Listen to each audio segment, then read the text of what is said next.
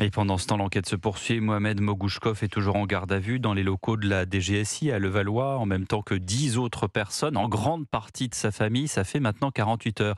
Bonsoir Guillaume Dominguez. Bonsoir. On fait le point avec vous. Pour le moment, le terroriste ne parle pas du tout des faits. Oui, selon les informations d'Europe 1, Mohamed Mogouchkov n'a pour le moment révélé aucune information ni sur le déroulé des faits, ni sur ses motivations.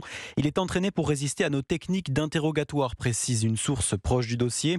C'est donc sur son entourage que se concentrent les enquêteurs pour le moment, avec cette question en filigrane: a-t-il été influencé? Certains membres de sa famille sont bien connus des services de renseignement. C'est le cas de son grand frère, condamné pour un projet d'attentat avorté contre l'Elysée. Il est d'ailleurs lui aussi en garde à vue pour l'attaque au couteau de vendredi à Arras.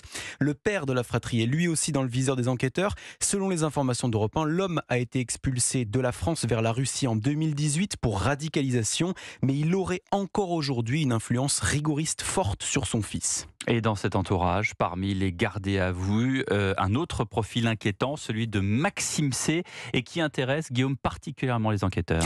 Oui, un détenu soupçonné d'avoir encouragé Mohamed Mogouchkov à passer à l'acte. Maxime C, 32 ans, est incarcéré dans l'Allier pour terrorisme.